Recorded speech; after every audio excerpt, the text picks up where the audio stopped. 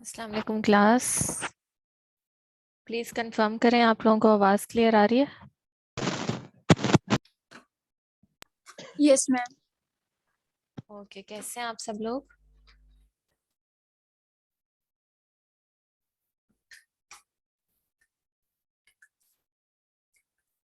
जी बच्चों, जो ठीक है। सो रहे हैं वो ठीक है जाग मैम। जाएं। ठीक है मैम, आप सुनाए, आप कैसी हैं? अल्हम्दुलिल्लाह, मैं भी खैरियत से हूँ। ऑनलाइन आप लोगों की क्लास है तो इसलिए मैं चाहूंगी कि आप लोग उसी तरह से पार्टिसिपेट करें जैसे आप लोग ऑन कैंपस करते हैं, ताकि जो लेक्चर्स हम यहाँ पे लेंगे, जूम से लेंगे, उसमें किसी किस्म की कोई कंफ्यूजन ना रह जाए। क्योंकि आपको पता है कि इस कोर्स में काफी सारे स्ट्रक्चर्स हैं, काफी सारी ऐसी चीजें हैं जिन्हें समटाइम्स एक ही टॉपिक को कवर करते करते हमें 2 से 3 लेक्चर्स लग जाते हैं। सो आपने ऑनलाइन की वजह से अगर कहीं पे प्रॉब्लम आती है तो वहीं पे बताना है, उसे क्लियर करना है, उसके बाद हम आगे जाएंगे। और दूसरा ये कि आपने पहले normal face to face classes के मुकाबले में यहाँ पे ज्यादा पार्टिसिपेट करना है। समझ रहे हैं? Okay okay ma'am. Ma'am. Yes चलिए, मैम। तो बच्चों स्टार्ट करें आज का लेक्चर। Yes ma'am. जी मैम, स्टार्ट करो।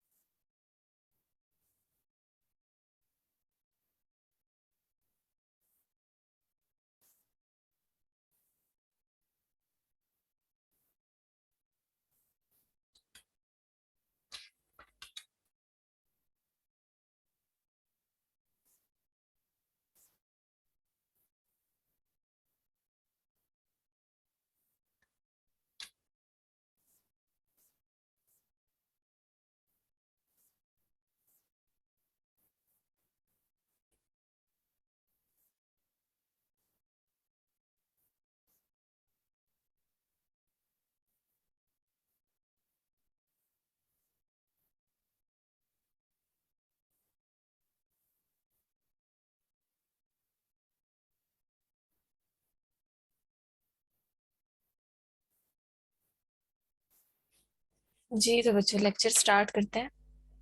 हम लोगों ने एक्चुअली जो प्रीवियस लेक्चर था उसमें स्टोरेज और स्ट्रक्चरल लिपिड्स का थोड़ा सा कंपैरिजन देखा था कि स्टोरेज लिपिड्स कौन से हैं, ट्राइएसाइल ग्लिसरोल्स एंड वैक्सीज, और वैक्सीज और ट्राइएसाइल ग्लिसरोल्स में क्या डिफरेंस है, उसको कवर करने के बाद हम स्ट्रक्चरल लिपिड्स की तरफ गए थे। सो स्ट्रक्चरल लिपिड्स में हमने कुछ बातें जो हैं वो यहाँ से देखी थी, जो कि स्टोरेज लिपिड से इनको डिफ्रेंशिएट करती हैं। इसमें सबसे पहले चीज जो हमने देखी थी वो ये कि हमेशा जो आपके स्ट्रक्चरल लिपिड्स हैं वो एम्फीपैथिक इन नेचर होते हैं। इनकी नेचर क्या होती है? एम्फीपैथिक, यानी सिंपल। जैसे हमने ट्राइएसाइल ग्लिसरोल्स के बारे में कहा था ना, जो कि एक स्टोरेज लिपिड है, तो इनको तो क्लियर कट हमने कहा था कि ये नॉन पोलर इन नेचर है, इनमें पोलैरिटी कंपैरेटिवली कम है। जबकि इसके मुकाबले में अगर हम स्टोरेज के मुकाबले में कंपैरिजन करें स्ट्रक्चरल लिपिड्स का, तो इनकी नेचर एम्फीपैथिक है। और ये एम्फीपैथिक नेचर इनके नॉन पोलर ग्रुप के साथ किसी पोलर ग्रुप की एडिशन की वजह से होती है। यानी जस्ट लाइक ट्राइएसाइल ग्लिसरोल्स, कुछ नॉन पोलर ग्रुप्स तो इनके स्ट्रक्चर का पार्ट होंगे, लेकिन in addition to these non polar groups यहाँ पे आपको कुछ पोलर मॉइटीज भी नजर आएंगी। अब वो पोलर ग्रुप एक्चुअली है कौन सा है, इसको देख लेते हैं। और इन दोनों के स्ट्रक्चर में आकर ऐसा क्या डिफरेंस आता है जिसकी वजह से हम ये कहते हैं कि ये प्योरली नॉन पोलर हैं और ये एम्फीपैथिक इन नेचर है। So the very basic difference जो कि इन दोनों के स्ट्रक्चर में हमें नजर आता है वो ये है कि यहाँ पे प्रेजेंट जो अल्कोहल है आपके पास ट्राइएसाइल ग्लिसरोल्स में, this alcohol is trihydric alcohol, जिसमें जो तीनों हाइड्रोक्साइल ग्रुप्स हैं, ये तीनों हाइड्रोक्साइल ग्रुप्स एक एक फैटी एसिड को इनकारपोरेट करके ईस्टर लिंकेज बना सकते हैं उनके साथ। और इस तरह से जो बनने वाला स्ट्रक्चर है उसको हम ट्राई असाइल ग्लिसरोल्स कहते हैं। ये कैसे बनता है आप लोगों को पता है कि इसका जो OH ग्रुप है वो carboxylic acid group of the fatty acid उसके साथ कंडेंसेशन करेगा एंड ईस्टर लिंकेज बनाएगा, and after this we will get a triester, जिसको ट्राई असाइल ग्लिसरोल्स भी कहते हैं।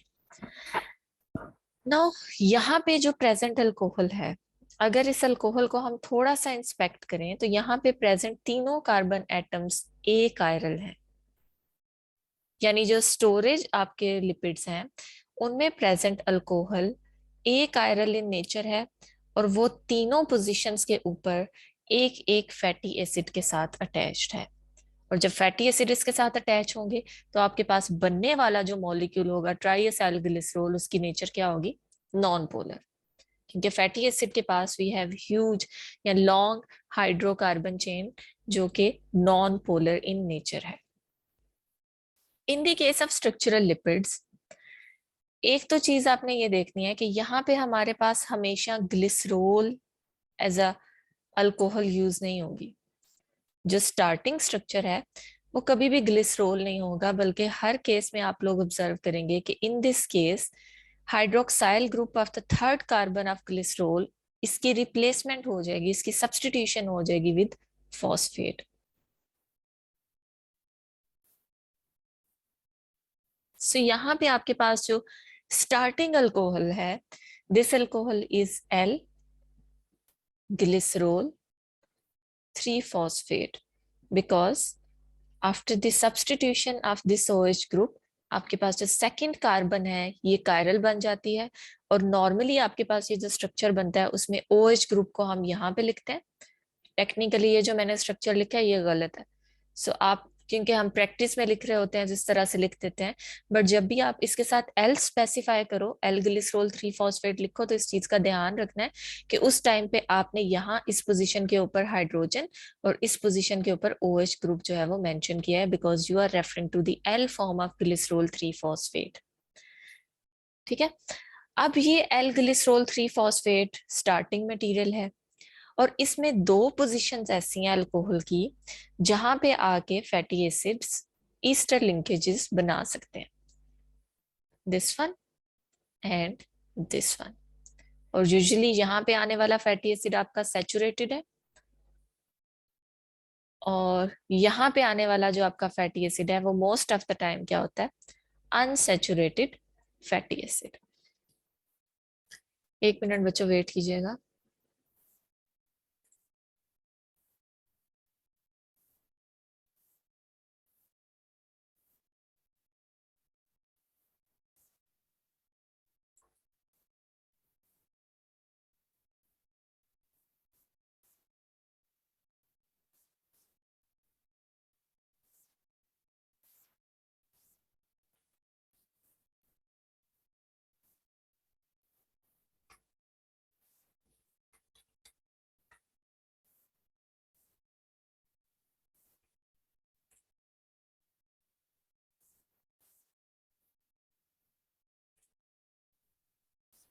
जी बच्चों, स्क्रीन विजिबल है?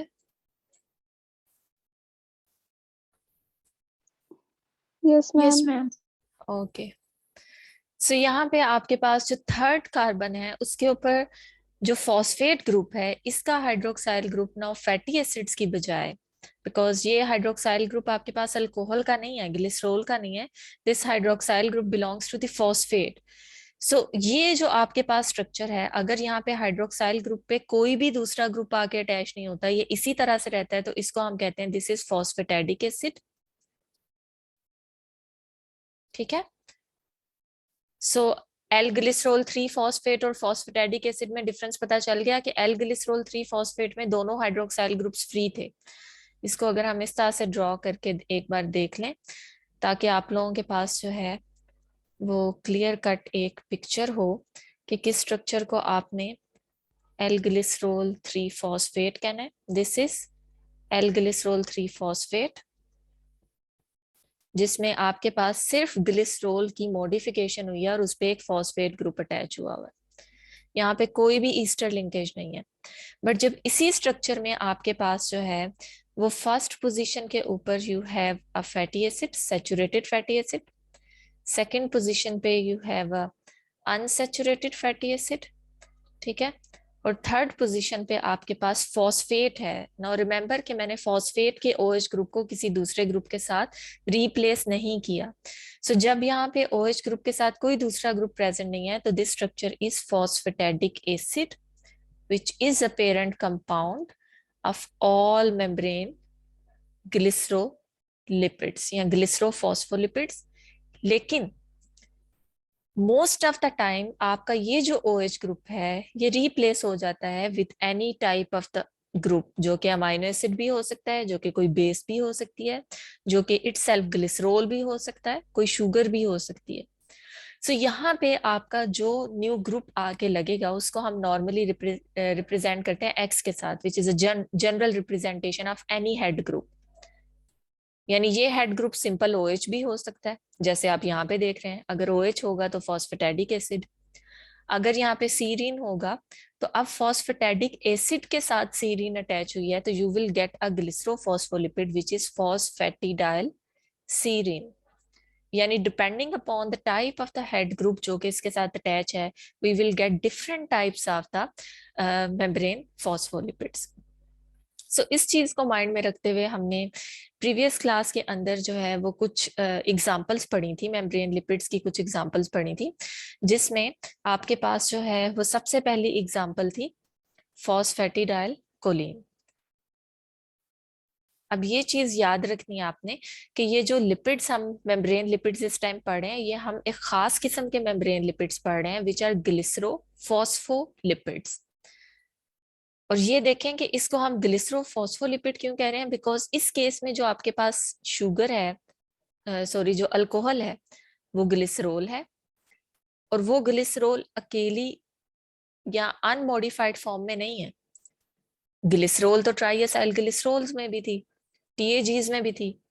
यहाँ पे जो ग्लिसरोल है वो फॉस्फोराइलेटेड है, उसके थर्ड कार्बन पे we have a phosphate group. So जो लिपिड्स होंगे वो खाली ग्लिसरोलिपिड्स नहीं होंगे, वो ग्लिसरोफॉस्फोलिपिड्स होंगे। ठीक है, सो हम यही कहते हैं ना कि प्लाज्मा मेम्ब्रेन में present lipids are actually phospholipids, but in this case we have glycerophospholipids because phosphate is attached to the third carbon of glycerol. So glycerophospholipids में the parent compound, parent structure जो कि हर glycerophospholipid के अंदर present होगा, this is phosphatidic acid. So we can say कि आपके जितने भी ग्लिसरोफॉस्फोलिपिड्स हैं they are actually derived from phosphatidic acid. यानी इनमें जो पेरेंट स्ट्रक्चर है वो हमेशा कौन सा होगा, फॉस्फेटेडिक एसिड का स्ट्रक्चर होगा। जैसे आप यहाँ पे ऑब्जर्व कर सकते हैं, the very first type of the membrane glycerophospholipid is phosphatidylcholine, जिसमें आपके पास एक तरफ फॉस्फेटेडिक एसिड का स्ट्रक्चर है, ग्लिसरोल विथ 3 कार्बन। यहाँ पे आपके पास एक फैटी एसिड है एट कार्बन नंबर 1, दूसरा फैटी एसिड है कार्बन नंबर 2, और थर्ड कार्बन पे we have a phosphate, but this is a phosphatidic acid. अगर इसके OH ग्रुप की जगह आपके पास बेस अटैच हो जाएगी कोलिन, जैसे कि आप यहाँ पे देख सकते हैं कोलिन का स्ट्रक्चर, कि इसमें आपके पास नाइट्रोजन की 3 पोजीशंस के ऊपर we have a methyl groups, और जो आपके पास 4th पोजीशन है उसके ऊपर आपके पास जो है हाइड्रोक्सी इथाइल ग्रुप है। सो ये जो OH ग्रुप है of choline, this can make a condensation reaction with OH group of phosphate, एक वाटर मॉलिक्यूल एलिमिनेट होगा, और उसके बाद ये oxygen of choline can make a bond with this phosphate. ठीक है, सो इस तरह से आपके पास जो स्ट्रक्चर आएगा वो फॉस्फेटिडाइल कोलिन होगा। So in the structure of phosphatidyl choline, अगर आप यहाँ से भी देखें प्रॉपरली जो लेबल्ड फॉर्म है, तो आपके पास कार्बन 1 ग्लिसरोल की अटैच्ड विद फैटी एसिड, और यहाँ पे आप देख सकते हैं this is saturated, carbon 2 attached with fatty acid, and this is unsaturated, carbon 3 attached with phosphate, because this is actually phosphatidic acid ना, तो इसमें फॉस्फेट तो अटैच होगा, और इस फॉस्फेट के जो OH ग्रुप है उसके ऊपर आके अटैचमेंट हुई हुई है किसकी, कोलिन की। सो ये आपके पास फॉस्फेटिडाइल कोलिन का जनरल स्ट्रक्चर है। After phosphatidylcholine, we have phosphatidyl ethanol amine, जिसमें अगेन जैसे हमने इससे पहले कहा था कि parent structure would be phosphatidic acid with glycerol, a saturated fatty acid at carbon number 1, unsaturated fatty acid at carbon number 3, and carbon number 2, and phosphate group at carbon number 3. This is the parent structure phosphatidic acid, जो कि यहाँ पे भी present है. Yes, we can see here कि ये यहाँ पे भी प्रेजेंट है phosphatidic acid. But in addition to this phosphatidic acid, यहाँ पे प्रेजेंट जो OH ग्रुप है, this is substituted by serine, amino acid serine. So यहाँ पे आपके पास जो अमाइनो एसिड सीरीन है, which contain a carboxylic acid group, N amino group, hydrogen and carboxymethyl side chain. So this OH group of serine will make a condensation reaction with OH group of phosphate, और at the end of this reaction oxygen of serine जो है ये इस phosphate के साथ bond बना लेता है. ठीक है, सो इस तरह से आपके पास phosphatidyl serine का स्ट्रक्चर बनेगा. So phosphatidyl serine is again a glycero phospholipid.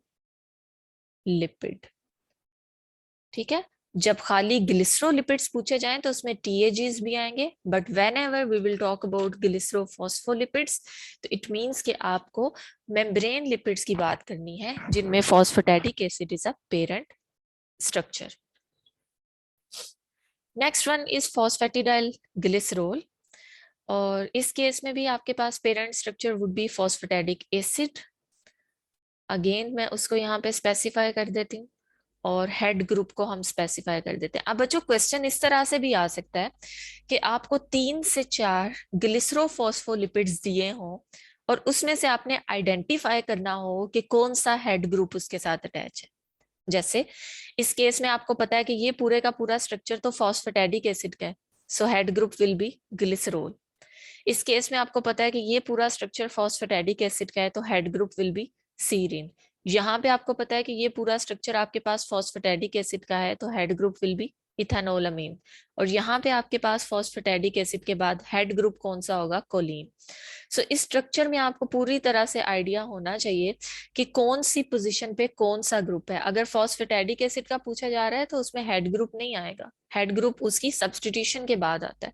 सो हर ग्लिसरोफॉस्फोलिपिड में कौन सा हेड ग्रुप प्रेजेंट है आपको वो पता होना चाहिए.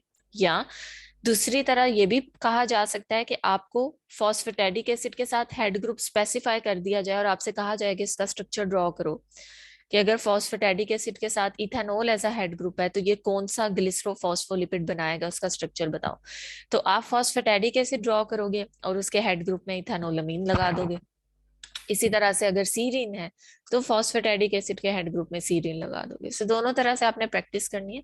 हेड ग्रुप को आइडेंटिफाई करना भी आना चाहिए, और अगर हेड ग्रुप गिवन है तो उसका बॉन्ड किस तरह से बनना है ये भी आपने इसकी भी प्रैक्टिस करनी है. क्लियर हो गया? Yes ma'am. Yes ma'am. Okay, so काफी सारी चीजों की अभी रेपिटेशन ही चल रही है जो कि हमने लास्ट टाइम पढ़ी थी, इसलिए बोर नहीं होना.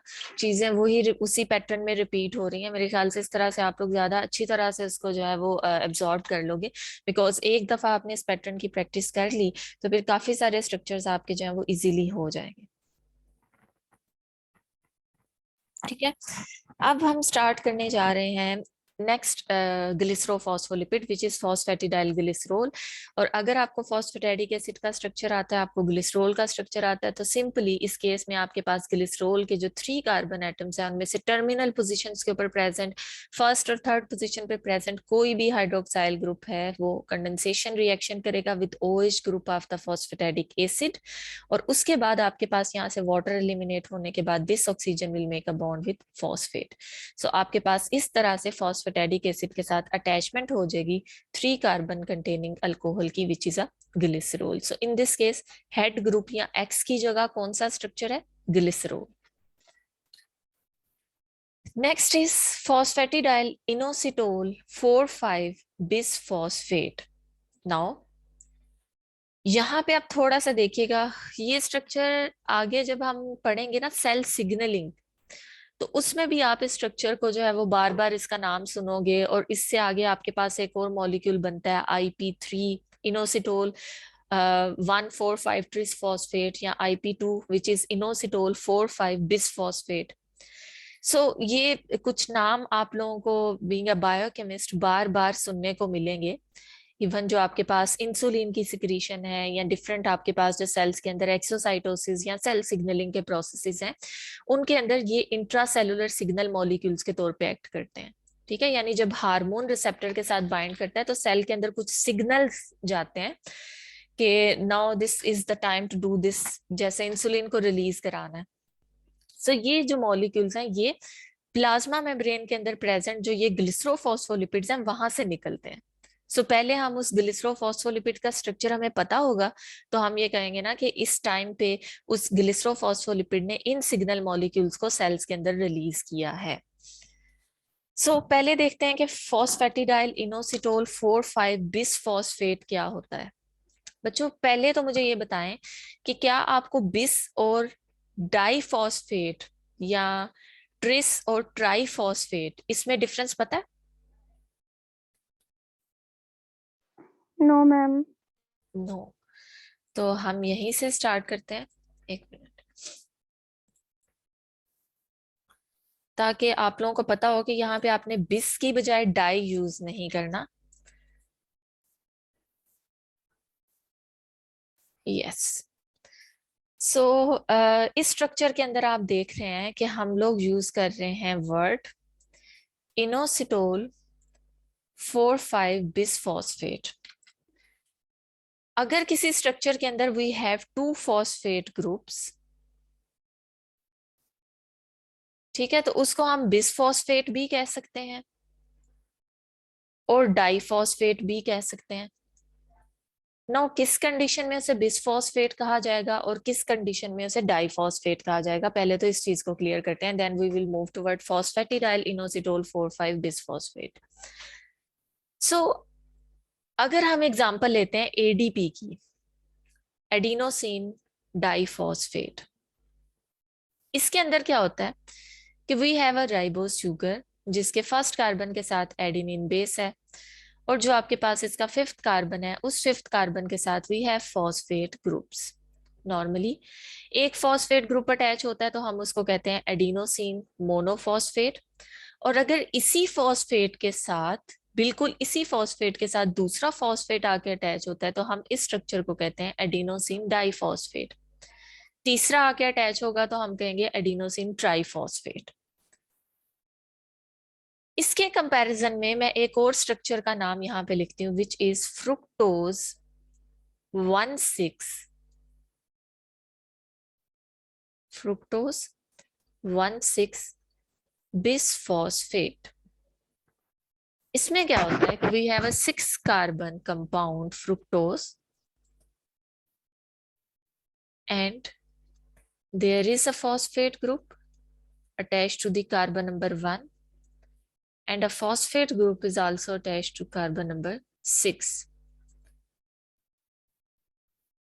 शायद आपने डिफरेंस जो है उसको पिन पॉइंट कर लिया है कि आपके पास जो डाई फॉस्फेट्स हैं, सॉरी ये मैंने ऊपर नीचे कर दिए, this is for di and this is for बिस।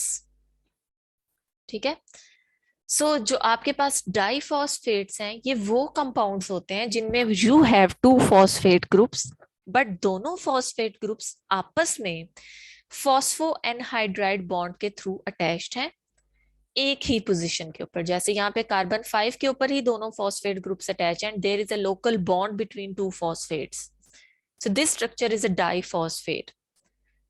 लेकिन अगर इस स्ट्रक्चर, इस कंपाउंड के अंदर we have two phosphates but वो दो डिफरेंट पोजीशंस के ऊपर अटैच है, आपस में किसी किस्म का बॉन्ड नहीं बना रहे, एक कार्बन 1 पे है और दूसरा कार्बन नंबर 6 पे है, तो अभी भी स्ट्रक्चर में दो फॉस्फेट्स ही हैं, बट चूंकि वो आपस में फॉस्फो एनहाइड्राइड बॉन्ड नहीं बना रहे, वो दो डिफरेंट पोजीशंस के ऊपर अटैच हैं, तो हम उसे डाइफॉस्फेट की बजाय क्या कहते हैं, बिसफॉस्फेट कहते हैं।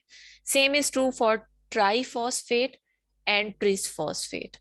अगर इसी स्ट्रक्चर में आपके पास किसी एक और पोजीशन के ऊपर फॉस्फेट आता है तो उसको आप ट्रिस कहोगे, और अगर यहाँ एटीपी के इसी पोजीशन के ऊपर आपके पास एक और फॉस्फेट ग्रुप अटैच हो जाता है, यानी वो पिछले दो फॉस्फेट के साथ लिंकेज डेवलप करके फिर अटैच होता है, तो we will get adenosine triphosphate. ये सबको क्लियर हुआ? Yes yes ma'am. Ma'am. Okay. So now what is phosphatidyl inositol 4,5 bisphosphate? इसको एक दफा देख लेते हैं। पहली बात तो ये है कि इसमें फॉस्फेटिडिक एसिड तो जरूर प्रेजेंट होगा because it is again a type of the glycerophospholipids. इससे क्या हो गया?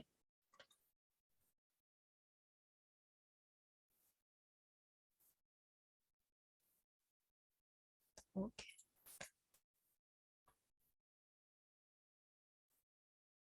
मूड नहीं है हमारा। सही है। सो यहाँ पे आपके पास जो पेरेंट स्ट्रक्चर है, दिस इज फॉस्फेटिडिक एसिड, जिसमें we have a glycerol with 3 carbon atoms. पहले कार्बन के ऊपर एक फैटी एसिड है, सेकंड कार्बन के ऊपर भी एक फैटी एसिड है, थर्ड कार्बन के ऊपर फॉस्फेट है। एंड जो हेड ग्रुप है आपके पास, दिस इज इनोसिटोल 4,5 बिसफॉस्फेट। अच्छा, अब इनोसिटोल 4,5 बिसफॉस्फेट यानी हेड ग्रुप के स्ट्रक्चर को पहले देख लेते हैं और उसके बाद देखते हैं कि ये किस तरह से बॉन्ड बनाता है इस फॉस्फेटिडिक एसिड के साथ। हेड ग्रुप में बच्चों, एक तो बहुत से बच्चे इसको कंफ्यूज करते हैं with the cyclic structure of glucose, जो कि एक हेट्रोसाइक्लिक है जिसमें एक ऑक्सीजन है और बाकी 5 पोजीशंस के ऊपर कार्बन है। This is not true for inositol. Inositol में आपके पास ये जो एक पायरानोज रिंग है, उसमें आपके जो 6 कॉर्नर्स हैं, हर एक कॉर्नर के ऊपर कार्बन ही प्रेजेंट है। यानी इधर भी कार्बन नजर आ रही है, यहाँ भी कार्बन है, ये भी कार्बन है, ये भी कार्बन है, दिस इज द कार्बन और ये भी कार्बन है।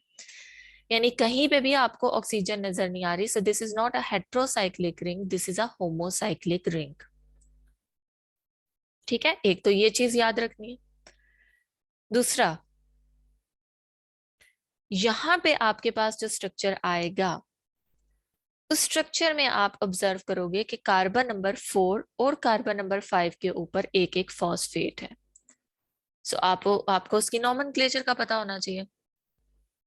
ठीक है, इस केस में आपके पास यहाँ पे जो स्ट्रक्चर है, उसमें अगर हम इस कार्बन से स्टार्ट करते हैं, कार्बन नंबर 1, तो कार्बन नंबर 1 पे we have OH and H। Carbon number 2 पे we have OH and H। Carbon number 3 पे we have OH and H। And remember कि कार्बन नंबर 1, 2 और 3 की कॉन्फ़िगरेशन बिल्कुल सिमिलर है। यानी वहां पे OH upward and hydrogen downward होगा। कार्बन नंबर 4 की कॉन्फ़िगरेशन इससे थोड़ी ऑपोजिट है, हाइड्रोजन अपवर्ड। और यहाँ पे जो हाइड्रोक्साइल, नॉर्मली तो हाइड्रोक्साइल ग्रुप प्रेजेंट होता है, but in this case this hydroxyl group at carbon number 4, ये रिप्लेस हुआ हुआ होता है किसके साथ? एक फॉस्फेट ग्रुप के साथ।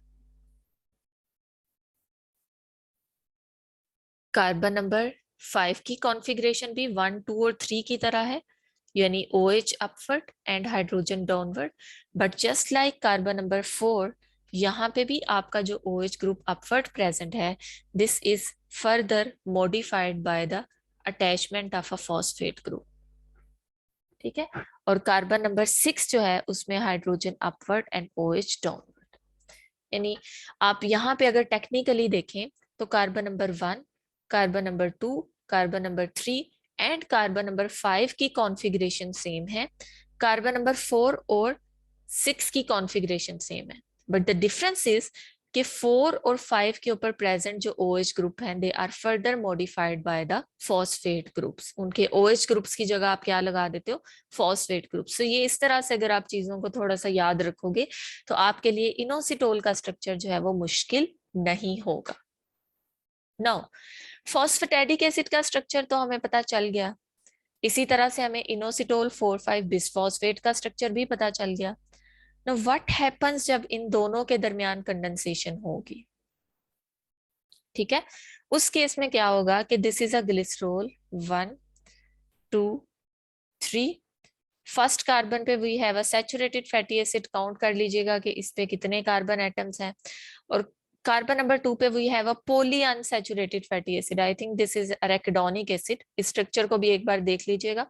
अगर ये स्टीयरिक एसिड है तो you are suppose to attach stearic acid at carbon number 1, और अगर ये अरेकिडोनिक एसिड है तो आपको कार्बन नंबर 2 के ऊपर सेम अरेकिडोनिक एसिड को ही ड्रॉ करना है इन the case of phosphatidyl inositol 4,5 bisphosphate.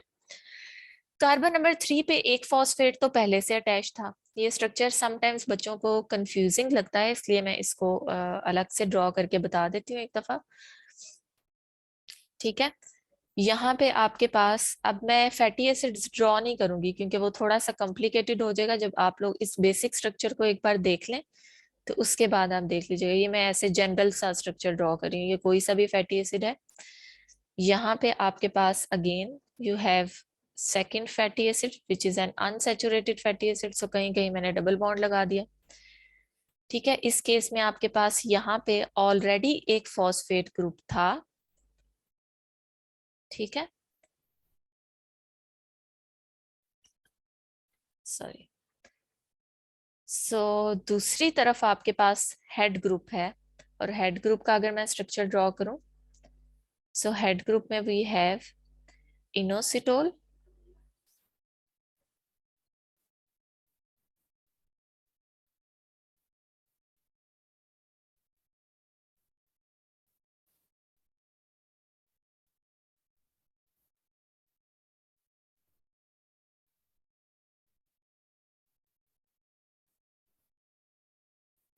This is inositol 4,5 bis phosphate, जिसको हम IP2 भी कहते हैं। ठीक है, inositol 4,5 bis phosphate, P2 means कि इसमें दो फॉस्फेट ग्रुप्स अटैच है। ना होता क्या है कि कार्बन नंबर 1 के ऊपर प्रेजेंट OH ग्रुप और यहाँ पे OH group, they will undergo a condensation reaction, और उसके बाद आपका ये वाला जो ऑक्सीजन है, पीछे बचने वाला oxygen, this will make a bond with phosphate. ठीक है, सो यहाँ से अगर इन ग्रुप्स को मैं हटा दूं, OH ग्रुप यहाँ से रिलीज होगा और यहाँ से आपके पास रिलीज होगा हाइड्रोजन। सो पीछे बचने वाला oxygen will make a bond with phosphate. So अब अगर आप नोट करें तो दिस इज अ फॉस्फेटिडाइल। ठीक है, and this is inositol 4,5 bisphosphate, phosphatidyl inositol 4,5 bisphosphate. ये जो फॉस्फेट ग्रुप आपको नजर आ रहा है, this phosphate group is the phosphate group of phosphatidic acid, so इसको आपने कंफ्यूज नहीं करना। ठीक है, सो IP2 इसके साथ अटैच होगा। अब IP3 क्या होता है कि समटाइम्स, ये हम आगे क्लीवेज में पढ़ेंगे, कि समटाइम्स आपके जो मेम्ब्रेन के लिपिड्स हैं वो अपनी शेडिंग करवाना शुरू कर देते हैं, यानी अपनी क्लीवेज करवाते हैं, जिसमें वो इस बॉन्ड को ब्रेक कर देते हैं। सो जब ये बॉन्ड ब्रेक होगा तो आपके पास इनोसिटोल जो अलग होगा, उसके फोर्थ और फिफ्थ कार्बन पे तो एक फॉस्फेट पहले से था, अब फर्स्ट कार्बन पे ये फॉस्फेट लगा हुआ होगा। सो इस केस में यू हैव 3 फॉस्फेट, और वो किस किस पोजीशन पे होंगे, इनोसिटोल 1, 4, 5 ट्रिस फॉस्फेट, जिसको हम IP3 भी कहते हैं। लेकिन ये तब बनता है जब कोई सिग्नल आके प्लाज्मा मेम्ब्रेन के ऊपर प्रेजेंट रिसेप्टर के साथ बाइंड करता है, तो प्लाज्मा मेम्ब्रेन अपने फॉस्फोलिपिड के इस बॉन्ड को क्लीव करता है in order to produce this signal. ये समझ में आ गया? मैम ये पॉइंट नहीं समझ आया, आप इसे दोबारा कर दें, बता इस देंगी? पॉइंट मैम को भी प्लीज होल्ड रिपीट कर दें दोबारा। इस पॉइंट को भी होल्ड पे रखें, क्योंकि हमने आगे एक लेक्चर पढ़ना है क्लीवेज ऑफ फॉस्फोलिपिड्स, उसमें मैं ऐसे रिपीट करूंगी, लेकिन फिर भी मैं थोड़ा सा बता देती हूँ ताकि अभी के लिए आप लोगों को थोड़ा सा क्लियर हो जाए कि IP2 तो आपको पता है कि नॉर्मली सेल्स के अंदर प्रेजेंट है, और इसने यहाँ पे आके बॉन्ड बनाया इस फॉस्फेट के साथ। बट IP3 किन कंडीशंस में प्रोड्यूस होता है कि जब ये फॉस्फेटिडाइल इनोसिटोल 4,5 बिसफॉस्फेट, ये सपोज किसी प्लाज्मा मेम्ब्रेन के अंदर प्रेजेंट एक फॉस्फोलिपिड है, प्लाज्मा मेम्ब्रेन में वी हैव अ रिसेप्टर जिसके साथ आके कोई लाइगेंड बाइंड किया, और अब सेल के अंदर वाले एनवायरनमेंट में इंफॉर्मेशन भेजने के लिए सम टाइम ये फॉस्फोलिपिड्स क्या करते हैं, अपना ये बॉन्ड ब्रेक करते हैं। यानी कार्बन नंबर 3 पे जो फॉस्फेट के साथ इसका बॉन्ड था ग्लिसरॉल का, यहां से क्लीवेज कर देते हैं। जब क्लीवेज होगी तो ये पोर्शन सारे का सारा अलग हो जाएगा। ठीक है, ये पूरा पोर्शन अलग हो जाएगा। उस केस में आपके पास खाली हेड ग्रुप अटैच नहीं होगा, हेड ग्रुप के साथ ये फॉस्फेट भी निकल जाएगा जो कि पहले कहाँ पे प्रेजेंट था, कार्बन 3 ऑफ ग्लिसरॉल। सो अब आपके पास जो स्ट्रक्चर बनेगा उसमें फर्स्ट पे भी एक फॉस्फेट है, फोर्थ पे भी एक फॉस्फेट है, फिफ्थ पे भी एक फॉस्फेट है, जिसे हम IP3 या इनोसिटोल 4,5 ट्रिसफॉस्फेट कहते हैं। Is it clear? मैम ये इनोसिटोल फिर वन यस फोर फॉस्फेट होगा ना? इनोसिटोल 1,4,5 ट्रिसफॉस्फेट।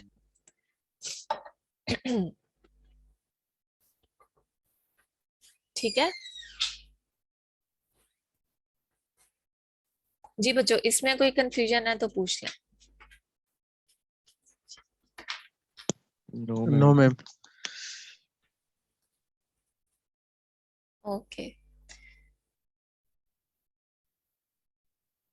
सो आगे स्टार्ट करते हैं। कार्डियोलाइपिन्स।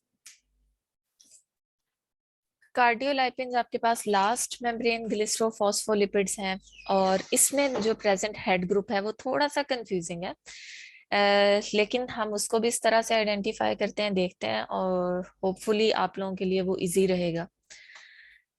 इस केस में क्या होता है कि आपके पास कार्डियोलाइपिन एक ऐसा जो है वो ग्लिसरोफॉस्फोलिपिड है जो कि बैक्टीरियल मेम्ब्रेन्स के अंदर बहुत ज्यादा कंसंट्रेशन में प्रेजेंट होता है।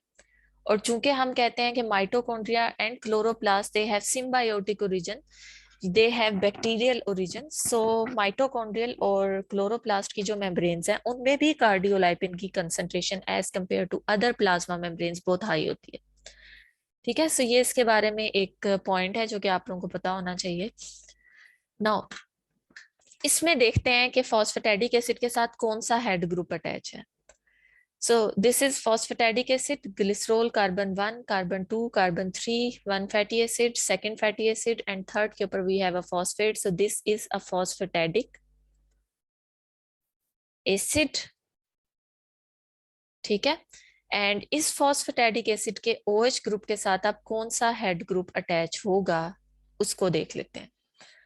So इस केस में बच्चों होता क्या है कि आपके पास हेड ग्रुप में फॉस्फेटिडाइल ग्लिसरॉल अटैच होता है। अब थोड़ा सा स्ट्रक्चर कॉम्प्लिकेटेड हो जाएगा कि आपके पास parent compound is phosphatidic acid.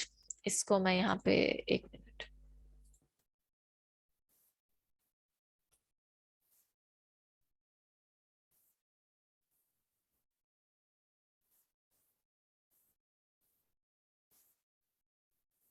Yes, so parent compound आप लोगों ने जैसे अभी देखा है इस फॉस्फेटिडिक एसिड, इसको साथ साथ देख लेते हैं।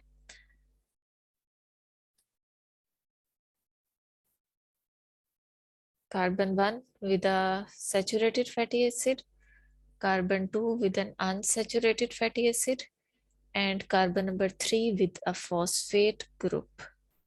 ठीक है, this is the parent compound phosphatidic acid. Now कौन सा हेड ग्रुप यहाँ पे अटैच होना है? हेड ग्रुप बताया जा रहा है कि इस केस में कौन सा है, phosphatidyl glycerol. So again first of all हमें ड्रॉ करना है स्ट्रक्चर किसका, फॉस्फेटिडिक एसिड का, और इस केस में यहाँ पे अटैच होगा glycerol. So this is phosphatidyl glycerol जो कि as a head group attach होगा। सो जब हेड ग्रुप अटैच होगा, सो अब यहाँ पे जो आपके पास ये पीछे ग्लिसरॉल है इसका ये terminal OH group, this can make a condensation reaction with OH group of this parent compound, और यहाँ से OH ग्रुप, यहाँ से हाइड्रोजन जब रिलीज होगा तो this oxygen will make a bond with this phosphate. So structure अब invert हो जाएगा थोड़ा सा। इसको अगर मैं थोड़ा सा यहाँ पे नीट करके ड्रॉ करने की कोशिश करूं तो आप लोगों के पास, बल्कि यहीं पे ड्रॉ करती हूँ ताकि आप लोगों को कंपैरिजन पता चल जाए कि जो पीछे स्लाइड में बताया गया वो एक्चुअली इन्वर्टेड फॉर्म में बताया गया। सो मैं इसको थोड़ा सा यहाँ से हटा रही हूँ, ये OH ग्रुप चूंकि रिलीज हो जाएगा, यहाँ से हाइड्रोजन रिलीज होगा। सो ये वाला जो आपके पास ऑक्सीजन है यहाँ पे ड्रॉ कर रही हूँ, दिस ऑक्सीजन, इसके साथ आपके पास ये होगा CH2 देन CHOH, और ये जो टर्मिनल आपके पास है CH2 इसके साथ फॉस्फेट। देखिएगा मैं बस उसी स्ट्रक्चर को इन्वर्ट कर रही हूँ। ग्लिसरॉल के सेकंड कार्बन पे we have an unsaturated fatty acid, और ये आपके पास इज द फर्स्ट कार्बन जिसपे हमारे पास था unsaturated fatty acid. So bond बनने के बाद मैंने इस स्ट्रक्चर को इन्वर्ट करके, इस तरह से इन्वर्ट करके इसके साथ बॉन्ड बना के आपको दिखा दिया कि पेरेंट स्ट्रक्चर आपका वही है फॉस्फेटेडिक एसिड, और यहाँ पे अटैचमेंट फॉस्फेटिडाइल ग्लिसरॉल की हो रही है, बट ये वाला ऑक्सीजन बॉन्ड बना रहा है, और उसके लिए आपको बॉन्ड बनाने के लिए इस कार्बन को जब यहाँ पे दिखाना है तो स्ट्रक्चर थोड़ा सा ऊपर नीचे होगा, बट इट डजेंट मीन कि आपके पास जो हेड ग्रुप है उसमें कोई दूसरा ग्रुप है। जैसे यहाँ पे आप देखो तो ये आपके पास कंप्लीट स्ट्रक्चर है फॉस्फेटेडिक एसिड का, and this is the structure of head group phosphatidyl glycerol, जिसमें आपके पास ये ग्लिसरॉल का 1 2 3 saturated unsaturated fatty acid, third carbon phosphate और उसके साथ glycerol. So this is the head group phosphatidyl glycerol. So इस तरह का जो कॉम्प्लेक्स स्ट्रक्चर है, this is the glycerophospholipid cardiolipin. So यहाँ तक बच्चों हम कंक्लूड करते हैं कि आपके कोई से भी ग्लिसरोफॉस्फोलिपिड्स हो, मेम्ब्रेन फॉस्फोलिपिड्स, ग्लिसरोफॉस्फोलिपिड्स कोई से भी हो, उनमें आपके पास जो पेरेंट स्ट्रक्चर है वो फॉस्फेटेडिक एसिड जरूर प्रेजेंट होगा। सिर्फ डिफरेंस आपके पास किस चीज का होगा, हेड ग्रुप का होगा। ठीक है, इसको समटाइम डाईफॉस्फेटिडाइल ग्लिसरॉल भी कहा जाता है, बिकॉज इसमें आपके पास दो फॉस्फेटेडिक एसिड लिंक्ड हैं विद अ सेंट्रल ग्लिसरॉल। जैसे यहाँ पे अगर आप देखें तो कार्डियोलाइपिन को समटाइम्स कहा जाता है diphosphatidyl glycerol, because here one molecule of a glycerol ये यहाँ पे भी फॉस्फेटेडिक एसिड के साथ अटैच है और यहाँ पे भी फॉस्फेटेडिक एसिड के साथ अटैच है, सो इसलिए इसे डाईफॉस्फेटिडाइल ग्लिसरॉल भी कहा जाता है। और इसके अलावा इसका सेकंड नेम इज कार्डियोलाइपिन। ये सबको क्लियर हो गया? Yes ma'am. ओके, सो अब हम चलते हैं सेकंड, एक और जो डिफरेंस हम देखेंगे नॉर्मल पैटर्न जो लिपिड्स का है उससे थोड़ा सा हटके, वो है ईथर लिंक्ड ग्लिसरोफॉस्फोलिपिड्स। मैम आपने जो कार्डियो पॉइंट बताया था बैक्टीरिया वाला, वो क्या पॉइंट था? मैंने ये बताया था कि कार्डियोलिपिड्स आपके पास जो है वो बैक्टीरियल प्लाज्मा मेम्ब्रेन के अंदर ज्यादा क्वांटिटी में प्रेजेंट होते हैं, ज्यादा कंसेंट्रेशंस में प्रेजेंट होते हैं as compare to the human या मेमिलियन मेम्ब्रेन्स। ठीक है, जो भी आपकी बैक्टीरियल सोर्सेज से आने वाली मेम्ब्रेन्स है उनमें कार्डियोलाइपिन्स की परसेंटेज कंपैरेटिवली ज्यादा होती है। Okay ma'am. ठीक है, और कोई क्वेश्चन?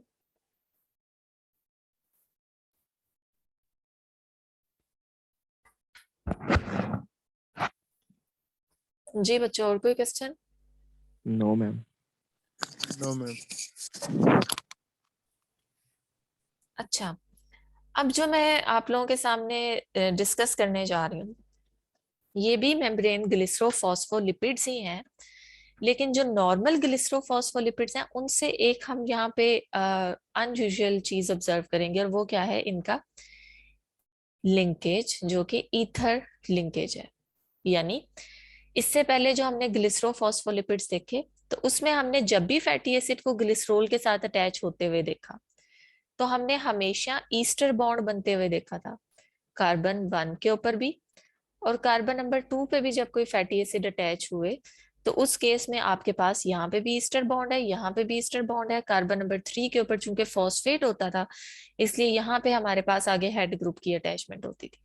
तो ये ग्लिसरोफॉस्फोलिपिड है जिसमें ग्लिसरॉल तो प्रेजेंट है, फॉस्फेट भी प्रेजेंट है, but glycerol is attached with fatty acid with the help of ester linkage. So ये आपके पास होंगे ester linked ग्लिसरोफॉस्फोलिपिड्स।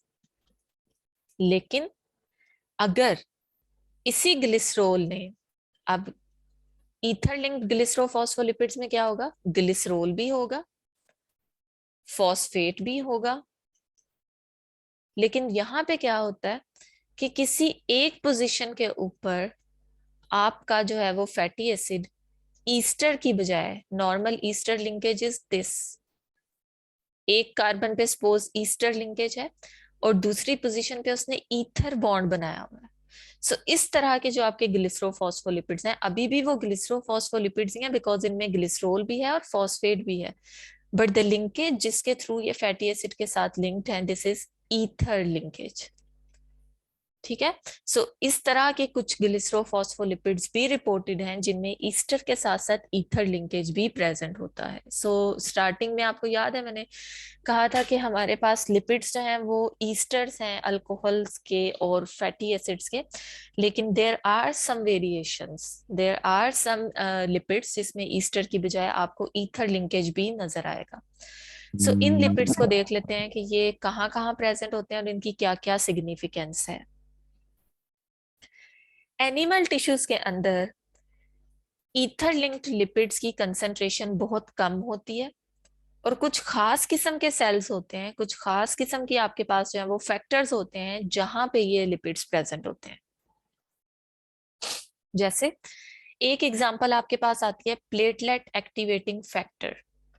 जो फैक्टर आपने एक्स पढ़ा था ना, जब हम प्रोटियोग्लाइकेंस पढ़ रहे थे कि प्लेटलेट्स को या क्लॉटिंग को इनहिबिट करने के लिए या उसको एक्टिवेट करने के लिए sometimes we need a factor X. तो प्लेटलेट एक्टिवेटिंग फैक्टर में जो आपके पास लिपिड्स होते हैं वो ईथर लिंक्ड लिपिड्स होते हैं।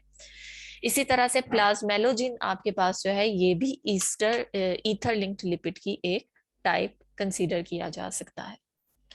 सो पहले इनको देख लेते हैं, इनके स्ट्रक्चर्स को देख लेते हैं, और उसके बाद इनके फंक्शंस को देखते हैं कि एक्चुअली प्लाज्मेलोजिन्स क्या हैं और आपके पास जो है वो प्लेटलेट एक्टिवेटिंग फैक्टर जो है ये क्या है।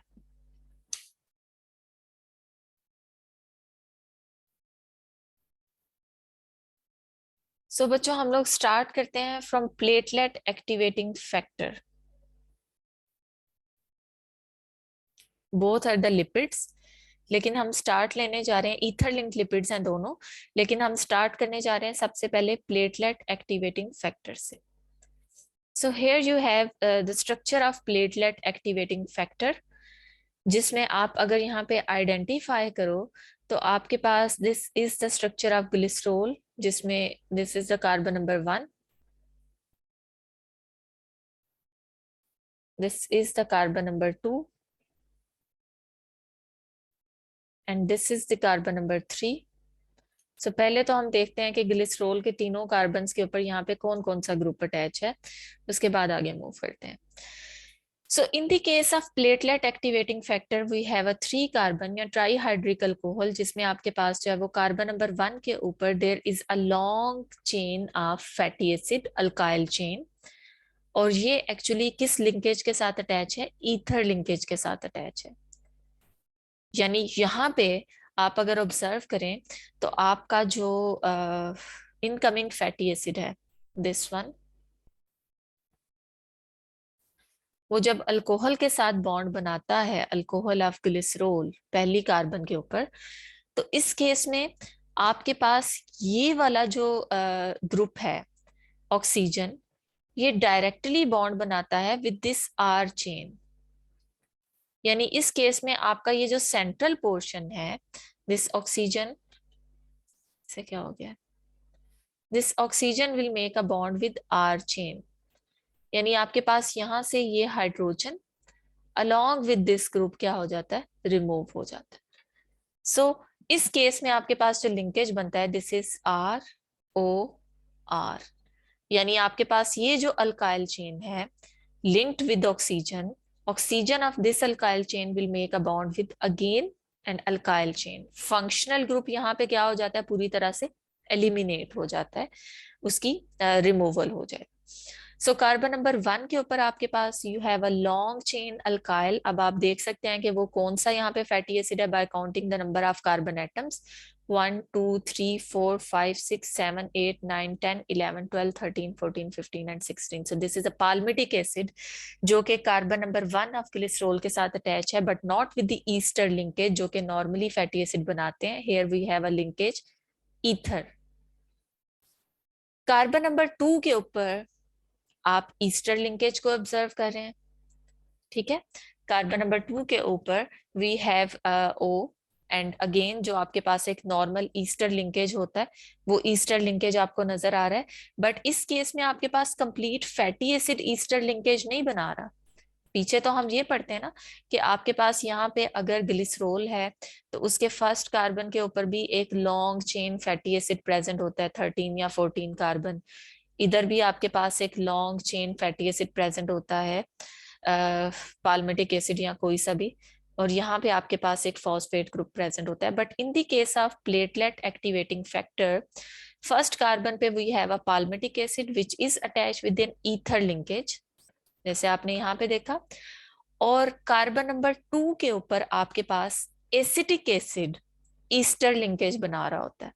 And acetic acid as we all know कि इसमें आपके पास सिर्फ इतनी सी हाइड्रोकार्बन चेन होती है, a methyl group attach with carboxylic acid group, so we have only 2 carbon atoms in this fatty acid, so this is carbon number 1 and carbon number 2.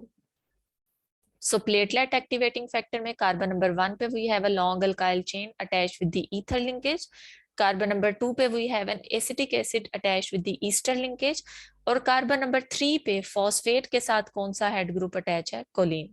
So this is the structure of platelet activating factor, which is an ether linked lipid, जिसमें आपकी जो long alkyl chain है it is not attached with the ester bond, बल्कि ये ether linkage के साथ attached है. Now इस प्लेटलेट एक्टिवेटिंग फैक्टर के फंक्शंस की अगर हम बात करें तो ये आपके पास एक सिग्नल के तौर पे एक्ट करता है, जिसे रिलीज कौन से सेल्स करते हैं, ल्यूकोसाइट्स, और ल्यूकोसाइट्स में भी स्पेसिफिक टाइप है बेसोफिल सेल्स। और जैसा कि इसका नेम इंडिकेट कर रहा है, प्लेटलेट एक्टिवेटिंग फैक्टर, जब ब्लड क्लॉटिंग होनी होती है, जब बॉडी में ब्लड क्लॉटिंग की जरूरत होती है, तो उस टाइम पे ये फैक्टर रिलीज होता है और ये प्लेटलेट्स की एग्रीगेशन करवाता है, यानी उन्हें इकट्ठा करवाता है, और उसके बाद एक वैसोकंस्ट्रिक्टर रिलीज करता है विच इज सेरोटोनिन। यानी जिस पर्टिकुलर एरिया के अंदर क्लॉटिंग होनी है वहां पे इस फैक्टर के 2 काम हैं, प्लेटलेट एक्टिवेटिंग फैक्टर के 2 काम है। एक तो प्लेटलेट्स को एग्रीगेट करना शुरू कर देता है, इकट्ठा करना शुरू कर देता है, और दूसरा वहां पे ब्लड वेसल को कंस्ट्रिक्ट कर देता है, ताकि उस एरिया में ब्लड फ्लो जो है वो कंपैरेटिवली क्या हो जाए, कम हो जाए, ताकि क्लॉट फॉर्मेशन जो है वो इजी हो सके, ताकि क्लॉट वहां से रिमूव ना हो। ठीक है, so these are the some functions of platelet activating factor. और इसके अलावा अगर आप बात करें तो इसके ना सिर्फ एक्टिवेशन ऑफ क्लॉटिंग उसमें ये इंपॉर्टेंट रोल प्ले करता है, बल्कि डिफरेंट टिश्यूज के अंदर होने वाली जो इन्फ्लेमेशन है in response to the allergic reaction, because inflammation में भी हम ये कहते हैं ना कि वहां पे रेडनेस हो जाती है, वहां पे ब्लड सेल्स एक्यूमुलेट होना शुरू हो जाते हैं, जो कि किसी इन्फेक्शन को डील करने की कोशिश करते हैं फर्स्ट लाइन ऑफ डिफेंस के तौर पे, तो उसमें भी प्लेटलेट एक्टिवेटिंग फैक्टर बहुत इंपॉर्टेंट रोल प्ले करता है। So these are the 2 or 3 functions of platelet activating factors जो कि आपको पता होने चाहिए। The second class of ether-linked lipids are plasmalogens. ठीक है, प्लाज्मेलोजिन में भी just like platelet activating factor हम आइडेंटिफाई करते हैं कि इसका स्ट्रक्चर कैसा है। So glycerol, carbon number 1, carbon number 2, carbon number 3, और एक डिफरेंस तो हमें यहाँ पे नजर आ रहा है कि इसमें जो कार्बन नंबर 3 के साथ फॉस्फेट है उसके साथ head group is ethanolamine. Second difference हमें यहाँ पे नजर आ रहा है कि कार्बन नंबर 1 के साथ जो आपका ईथर लिंक्ड लिपिड है, this is not saturated, this is unsaturated, और यहाँ पे आपके पास जो अनसैचुरेशन है वो कार्बन नंबर 1 पे ही है। ठीक है, और कार्बन नंबर 2 पे we have the normal ester linked lipid, ester linked fatty acid which is saturated in nature. So अगर number of carbon atoms count करें तो 1 2 3 4 5 6 7 8 9 10 11 12 13 14 15 16.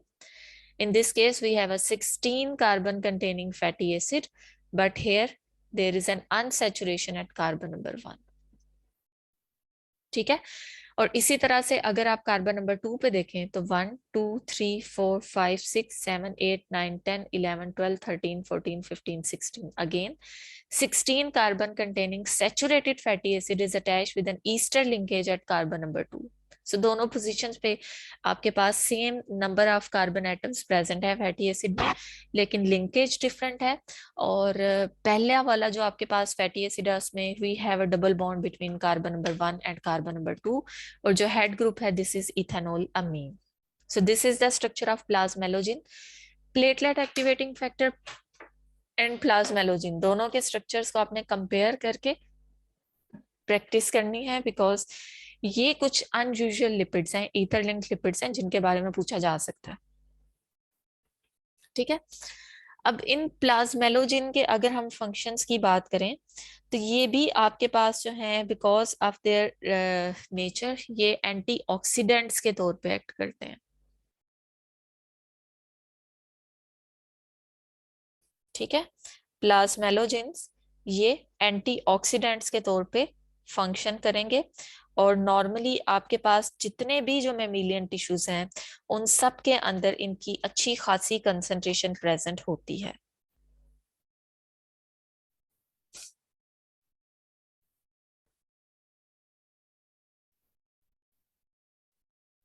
जी बच्चों, यहाँ तक कोई कंफ्यूजन तो नहीं है? मैम इनके फंक्शन एक बार बता दें दोनों के, रिवाइज कर दें। ओके, प्लेटलेट एक्टिवेटिंग फैक्टर में एक फंक्शन आपके पास आ गया कि ये प्लेटलेट्स की एग्रीगेशन करवाते हैं, बिकॉज इनका फंक्शन ब्लड क्लॉटिंग कराना है। तो ब्लड क्लॉटिंग तभी होगी जब प्लेटलेट्स एक जगह पे इकट्ठे होंगे, वहां पे एग्रीगेट होंगे, एग्रीगेट होने के बाद वो क्लॉटिंग का प्रोसेस स्टार्ट करते हैं। सो आप कह सकते हैं कि ये नॉर्मली एग्रीगेशन ऑफ प्लेटलेट्स में इंपॉर्टेंट रोल प्ले करते हैं। अब जब आपके पास प्लेटलेट्स की एग्रीगेशन हो जाती है या किसी भी जगह पे नॉर्मल हमारे ये बात समझ में भी आती है कि अगर कहीं पे ब्लड क्लॉटिंग हो रही है तो उस एरिया तक वहां पे जो आपकी ब्लड वेसल्स हैं वो कंस्ट्रिक्ट होना शुरू हो जाती हैं।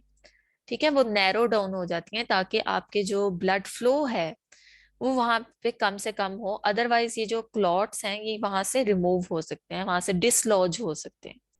सो ना सिर्फ platelet activating factor platelet aggregation करवाता है, बल्कि एक हार्मोन सिरोटोनिन को रिलीज करा के वेसो कंस्ट्रिक्शन भी कराता है, यानी ब्लड वेसल्स को क्या करता है, कंस्ट्रिक्ट कराना शुरू कर देता है।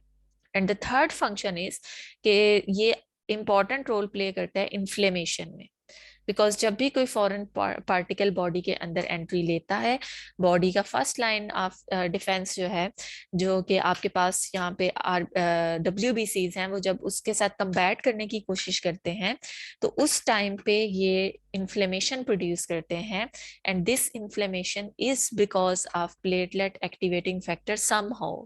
इसमें बहुत से और भी फैक्टर्स होते हैं, इन्फ्लेमेटिंग एजेंट्स होते हैं, कुछ एंटीबॉडीज होती है इम्यूनोग्लोबुलिन ई जो कि इन्फ्लेमेशन प्रोड्यूस करते हैं, बट एलर्जिक रिएक्शन और इन्फ्लेमेशन में प्लेटलेट एक्टिवेटिंग फैक्टर्स भी इंपॉर्टेंट रोल प्ले करते हैं। और प्लाज्मेलोजिन के बारे में मैंने बताया है कि प्लाज्मेलोजिन आपके पास जो है ये एंटीऑक्सीडेंट्स हैं। एंटीऑक्सीडेंट्स क्या होते हैं? ये ऐसी स्पीशीज होते हैं जो कि आपके सेल्स को ऑक्सीडेटिव स्ट्रेस से बचाते हैं। What is oxidative stress?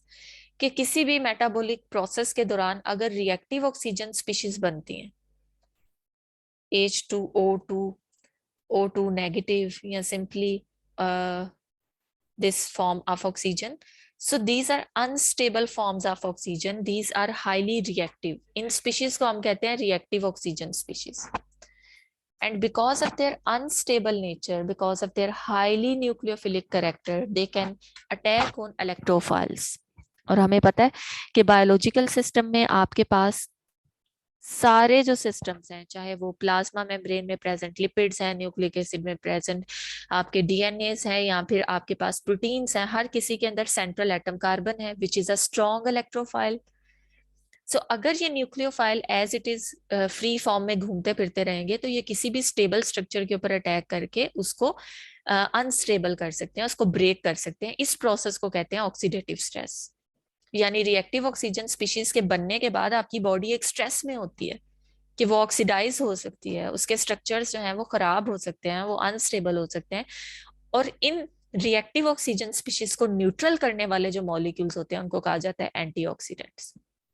ये इन रिएक्टिव ऑक्सीजन स्पीशीज पे रिएक्ट करके इन्हें स्टेबल ऑक्सीजन स्पीशीज में कन्वर्ट करते हैं, which is not as reactive as these species.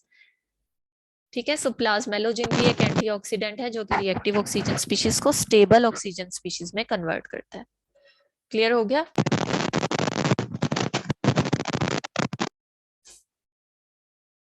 जी बच्चों, यस और नो? यस मैम, हो गया। ओके, सो नाउ हम ग्लिसरोफॉस्फोलिपिड्स पढ़ चुके हैं, जिसमें हम ग्लिसरोफॉस्फोलिपिड्स में the derivatives of phosphatidic acid उनको भी पढ़ चुके हैं और ईथर लिंक लिपिड्स को भी देख चुके हैं। But there are some glycerophospholipids which are uniquely present in plants. ठीक है, इसमें हमारे पास कौन कौन से लिपिड्स आते हैं? इस केस में हमारे पास गलेक्टोलिपिड्स एंड सल्फोलिपिड्स आते हैं। यानी इस केस में आप कह सकते हैं कि मेम्ब्रेन्स के अंदर, आप सिंपली इसको कह सकते हैं नॉट ग्लिसरोफॉस्फोलिपिड्स, बल्कि आप ये कह सकते हैं कि प्लांट्स के अंदर we have specific type of glycerolipids, जिनमें फॉस्फेट की बजाय या तो प्रेजेंट होता है sulphur, most of the time, या फिर फॉस्फेट इटसेल्फ अटैच होता है विद कार्बोहाइड्रेट्स। सो इसकी एक एग्जांपल ले लेते हैं कि जैसे यहाँ पे आप ऑब्जर्व करें तो इस केस में this is a glycerol, first second third carbon. First carbon पे आपको एक अनसैचुरेटेड फैटी एसिड नजर आ रहा है, सेकंड पे unsaturated fatty acid, because this is a plant cell तो वेरिएशंस आपको नजर आएंगी, दोनों पोजीशंस पे अनसैचुरेटेड फैटी एसिड है। एंड द थर्ड कार्बन पे आप कोई फॉस्फेट नहीं देख रहे हैं। ठीक है, थर्ड कार्बन पे आपको एक गैलेक्टोज का molecule and then second galactose का मॉलिक्यूल नजर आ रहा है, जिसमें इस गैलेक्टोज का कार्बन नंबर 6 इस गैलेक्टोज के कार्बन नंबर 1 के साथ बॉन्ड बना रहा है। ठीक है, alpha 1 6 bond. So this is digalactosyl glycerol. So plants में प्रेजेंट जो ग्लिसरोलिपिड्स हैं वो जरूरी नहीं कि ग्लिसरोफॉस्फोलिपिड्स ही हों, वो फर्दर हो सकते हैं या तो ग्लिसरो गैलेक्टोलिपिड्स, जिसमें ग्लिसरॉल के साथ क्या चीज है, गैलेक्टोज, एंड ग्लिसरो सल्फोलिपिड्स। प्लांट्स में फॉस्फेट बहुत कम प्रेजेंट होता है, ये मैं हेडिंग भी चेंज कर दूंगी कि प्लांट्स के अंदर we have some unique lipids, not glycerophospholipids, we have glycerogalactolipids and glycerosulfolipids. And why phosphate group यहाँ पे प्रेजेंट क्यों नहीं होता? इसकी बुक में भी बड़ी अच्छी रीजन लिखी हुई है कि प्लांट्स के केस में जो फॉस्फेट है ये एक लिमिटिंग न्यूट्रिएंट है। हम अक्सर जो है वो खादें वगैरह ऐड करते हैं, नाइट्रेट्स ऐड करते हैं, फॉस्फेट्स ऐड करते हैं, क्योंकि प्लांट के पास फॉस्फेट पहले बहुत कम होता है। सो अगर वो अपने हर सेल की मेम्ब्रेन के अंदर प्रेजेंट लिपिड्स के ऊपर भी फॉस्फेट लगाना शुरू कर दे तो फॉस्फेट जो पहले ही उसे कम क्वांटिटी में अवेलेबल है वो मजीद लिमिटिंग हो जाएगा। सो प्लांट के पास चूंकि गैलेक्टोज एंड सल्फेट की कंसंट्रेशन ज्यादा होती है, सो इसलिए इस केस में आपके पास जो ग्लिसरॉल है वो ग्लिसरॉल फॉस्फेट के साथ अटैच नहीं होता, वो गैलेक्टोज या सल्फेट के साथ अटैच होता है। सो वी कैन नॉट से कि इस केस में फॉस्फेटिडिक एसिड प्रेजेंट होता है, बिकॉज फॉस्फेटिडिक एसिड में तो फॉस्फेट ग्रुप अटैच होता है। इस केस में आपके पास जो पेरेंट कंपाउंड है this is one two diacyl glycerol. Now what is one two diacyl glycerol? इसको एक बार बच्चों पहले देख लें, फिर मैं 1,2-डाइएसाइल ग्लिसरॉल बताती हूँ। और बल्कि पहले इसी को 1,2-डाइएसाइल ग्लिसरॉल को ही देख लेते हैं ताकि आप लोगों के लिए कंपैरिजन करना इजी रहे। ये हार्डली एक ही स्लाइड है, बाकी इंशाल्लाह नेक्स्ट लेक्चर में करते हैं। सो जो पॉइंट मैं बताने जा रही हूँ वो ये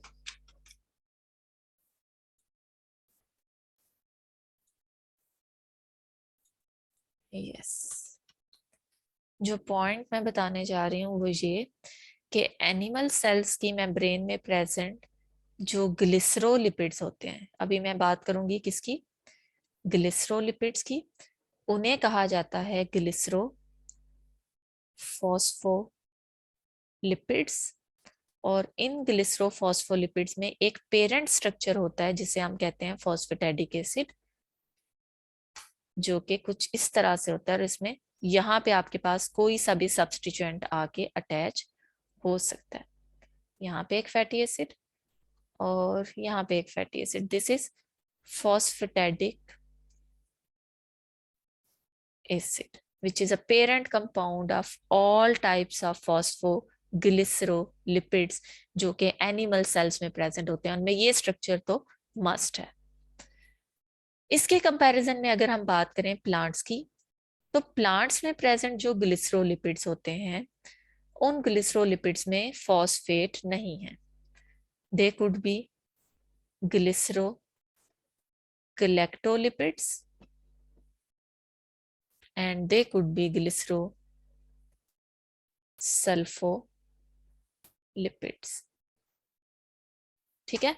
अब होता क्या है कि इस केस में आपके पास जो ग्लिसरॉल है उसके फर्स्ट कार्बन पे एक फैटी एसिड होता है, सेकंड कार्बन पे एक फैटी एसिड होता है और थर्ड कार्बन पे फॉस्फेट नहीं है. इस डायरेक्ट OH ग्रुप के साथ फैटी एसिड की बजाय गैलेक्टोज आ सकता है या सल्फेट आ सकता है. So parent structure is not phosphatidic acid. Parent structure is one two diacyl glycerol. ठीक है. और ग्लिसरॉल के OH ग्रुप के साथ गैलेक्टोज भी अटैच हो सकता है. जैसे आप यहाँ पे देख सकते हैं कि अगर सिंगल गैलेक्टोज है तो this is monogalactosyl diacyl glycerol. Diacyl glycerol इसलिए कहा जा रहा है because it is derived from the diacyl glycerol. ठीक है. और अगर आपके पास दो गैलेक्टोज हैं तो डाईगैलेक्टोसाइल डाईएसाइल ग्लिसरॉल. सो ये प्लांट्स के अंदर अबंडेंटली प्रेजेंट होते हैं. उन्हीं स्ट्रक्चर्स को यहाँ पे भी रिपीट किया गया है. आप वहां से भी कर सकते हैं, यहाँ से भी देख सकते हैं. और उसके बाद आपके पास है कि आर्किया के अंदर कुछ अजीब तरह के लिपिड्स होते हैं जो कि मैं यहाँ पे आप लोगों को नहीं बताऊंगी क्योंकि ये काफी ज्यादा कॉम्प्लिकेटेड हो जाएंगे आप लोगों के लिए. बट एक चीज आपने याद रखनी है कि जो प्लांट्स और मैमल्स के अंदर प्रेजेंट लिपिड्स हैं उससे काफी डिफरेंट टाइप्स ऑफ लिपिड्स हमारे पास आर्कियल मेम्ब्रेन्स के अंदर प्रेजेंट होते हैं which are unique to these membranes. वो प्लांट्स और एनिमल्स में प्रेजेंट नहीं होते. सो यहाँ तक बच्चों आप लोगों के ग्लिसरोलिपिड्स खत्म हुए हैं. इंशाल्लाह नेक्स्ट क्लास में हम लोग स्टार्ट करेंगे स्फिंजोलिपिड्स. सो आई होप कि इस फ्लो चार्ट के अंदर जो आपको लेफ्ट साइड के अंदर रिप्रेजेंटेशन नजर आ रही है कि स्ट्रक्चरल लिपिड्स दो तरह के हैं, ग्लिसरोलिपिड्स स्फिंजोलिपिड्स. उसमें ग्लिसरोलिपिड्स की हम सारी टाइप्स पढ़ चुके हैं कि ग्लिसरोलिपिड्स कुड बी ग्लिसरोफॉस्फोलिपिड्स और ग्लिसरोफॉस्फोलिपिड्स भी दो तरह के हो सकते हैं, either ester linked ether linked. With examples आपने देख लिए. ईस्टर लिंक में phosphatidyl choline, phosphatidyl ethanolamine, phosphatidyl serine, phosphatidyl glycerol. और ईथर लिंक लिपिड्स के अंदर आपने प्लेटलेट एक्टिवेटिंग फैक्टर और प्लाज्मेलोजिन को पढ़ा था. और इसके अलावा हमने कहा कि समटाइम्स ग्लिसरोफॉस्फोलिपिड्स की बजाय we have other types of glycerolipids which are glycerosulfolipids and glycerogalactolipids. But these two types of the lipids are unique to the plants only. ठीक है. सो नेक्स्ट क्लास में इंशाल्लाह हम स्फिंजोलिपिड्स को पढ़ेंगे और उनकी टाइप्स को डिस्कस करेंगे. स्ट्रक्चर का फिर जो आपने बनाया था ना वो दिखा दे 1,2-डाईएसाइल ग्लिसरॉल का. ये आपको रिकॉर्डिंग मिलेगी बच्चों, तो उसमें से भी आप देख सकते हो. कहाँ पे? यहाँ पे मैंने कहीं ड्रॉ किया है. यस यस ये रहा. Okay ma'am.